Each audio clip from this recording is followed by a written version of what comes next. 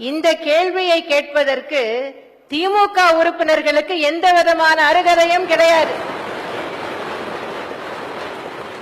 திமுக ஆட்சியில் இருந்த போதுதான், திரு கருணாநிதி முதலமைச்சராக இருந்த போதுதான் கச்சத்தீவு இலங்கைக்கு தாரை வார்க்கப்பட்டது. 1974 1976 அப்போதைய மத்திய அரசு இந்த ஒப்பந்தங்களை செய்து கொண்ட போது அவர்களுடைய தலைவர் அன்றைய முதல்வர் என்ன செய்து கொண்டிருந்தார்? அதை தடுப்பதற்கு ஏதாவது நடவடிக்கை எடுத்தாரா? அதை எதிர்த்து ஏதாவது போராட்டம் நடத்தினாரா? ஒன்றுமே இல்லையே.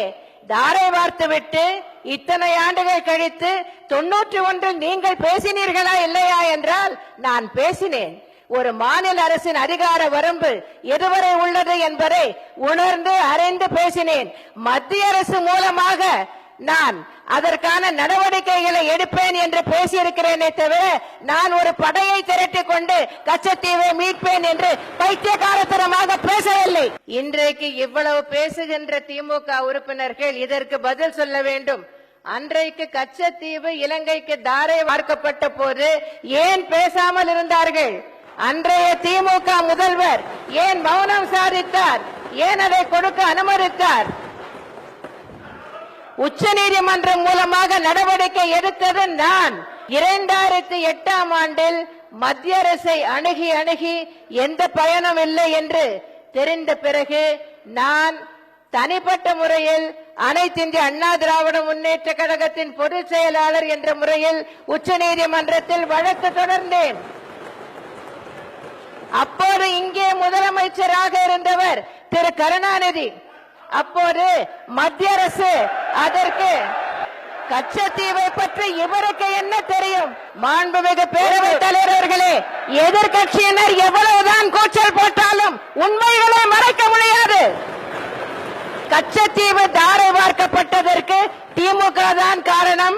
அன்றைய முதலமைச்சர் திரு கருணாநிதி தான் காரணம். இன்று மீனவர்கள் படும் அல்லல்களுக்கெல்லாம் சகித்துக் கொள்ளும் இன்னல்களுக்கெல்லாம் காரணம் திமுக தான், திமுக தான், திமுக தான். அதை எத்தனை கூச்சல் போட்டாலும் மறைக்க முடியாது.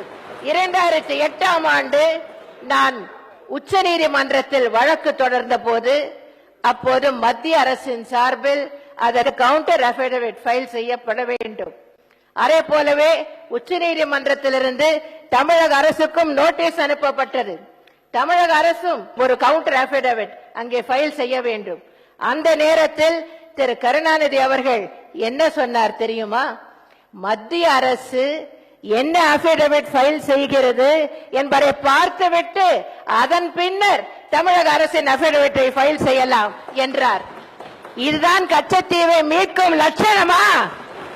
அந்த உணர்வாவது திமுகவிற்கு இருக்கிறதா? அன்றைய தினம் மத்திய அரசு என்னுடைய வழக்கை தூக்கி எறிய வேண்டும். கச்சத்தீவை மீட்க முடியாது, ஏற்கனவே செய்து கொண்ட ஒப்பந்தங்களை ரத்து செய்ய முடியாது, அது முடிந்து போன பிரச்சனை என்று உச்ச நீதிமன்றத்தில் கவுண்டர் அஃபிடவிட் ஃபைல் செய்தது. அதே ரீதியில் தான் தமிழக அரசும் அன்றைய தினம் கவுண்டர் அஃபிடவிட் ஃபைல் செய்தது என்பதை இந்த நேரத்தில் சுட்டிக்காட்ட விரும்புகிறேன். இதற்கு மேல் இதை பற்றி திமுகவினருக்கு பேசுவதற்கு அருகதை இல்லை என்று மீண்டும் அறுதியிட்டு உறுதியாக கூறுகிறேன். உண்மையாக கச்சத்தீவை மீட்க வேண்டும் என்ற எண்ணம் திமுகவிற்கு இருந்தால் அவர்களாக நடவடிக்கை எடுக்கவில்லை. 2008 நான் உச்ச நீதிமன்றத்தில் வழக்கு தொடுத்த போது திமுக தலைமையில் இருந்த தமிழக அரசு தன்னை அதே வழக்கில் இம்ப்ளீட் செய்து கொண்டிருக்கலாம் அல்லவா? செய்திருக்க வேண்டாமா? அந்த வழக்கில் தன்னையும் தமிழக அரசு இணைத்திருக்க வேண்டாமா? ஏன் செய்யவில்லை?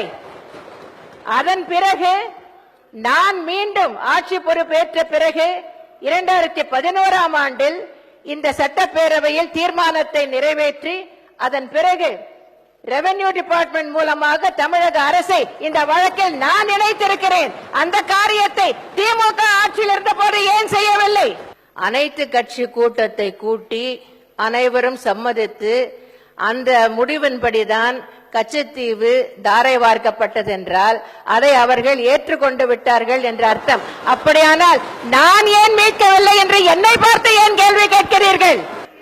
6வது முறையாக நான் முதலமைச்சர் ஆகியிருப்பது உண்மைதான். முதலமைச்சர் ஆன நாள் முதல் 1991 முதல் இன்று வரை எனது நிலைப்பாட்டில் எந்த மாற்றமும் இல்லாமல் தொடர்ந்து கச்சத்தீவை மீட்பதற்கு என்னால் முடிந்த நடவடிக்கைகளை மாநில அரசின் அதிகார வரம்பிற்கு உட்பட்ட வகையில் நான் செய்து கொண்டுதான் இருக்கிறேன், நடவடிக்கைகளை எடுத்துக்கொண்டுதான் இருக்கிறேன். ஆனால் இடைப்பட்ட காலத்தில் ஒரே ஒரு ஆண்டுதான் அனைத்து இந்திய அண்ணா திராவிட முன்னேற்ற கழகம் மத்திய கூட்டணி அரசில் அங்கம் வகித்தது. அந்த நேரத்தில் தமிழகத்தின் சார்பில் நாங்கள் வைத்த எந்த கோரிக்கைகளையும் மத்திய அரசு ஏற்கவில்லை என்பதால் தான் அந்த கூட்டணியை விட்டு வெளியேறினோம். ஆனால் அந்த ஒரு ஆண்டை தவிர மற்ற அனைத்து ஆண்டுகளிலும் மத்தியிலே காங்கிரஸ் தலைமையில் கூட்டணி ஆட்சியானாலும் சரி, பிஜேபி தலைமையில் கூட்டணி ஆட்சியானாலும் சரி, திமுக அதில் அங்கம் வகித்தது. அப்போது நீங்கள் உங்கள் அதிகாரத்தை பயன்படுத்தி இவர்களுடைய தலைவர் இங்கேயும் ஆட்சியில் இருந்தார், மத்தியிலும் ஆட்சியில் இருந்தார். அப்போது நான் சொல்வதைத்தான் பாரத பிரதமர் கேட்கிறார், என்னுடைய ஆலோசனைப்படிதான் பாரத பிரதமரே செயல்படுகிறார் என்று பெருமையாக மார்தட்டி கொண்ட உங்கள் தலைவர் முன்னாள் முதலமைச்சர் திரு கருணாநிதி அப்போது ஏன் மத்திய அரசுக்கு அழுத்தம் கொடுத்து கச்சத்தீவை மீட்பதற்கு எந்த நடவடிக்கையும் எடுக்கவில்லை? அப்படி அத்தனை ஆண்டுகள் தூங்கிவிட்டு இப்போது திடீரென்று விழித்துக் கொண்டு ரிப் அண்ட் விங்கல் மாதிரி சட்டமன்றத்திற்கு வந்து நீங்கள் ஏன் நடவடிக்கை எடுக்கவில்லை என்று என்னை பார்த்து கேட்பதற்கு உங்களுக்கு என்ன அருகதை இருக்கிறது?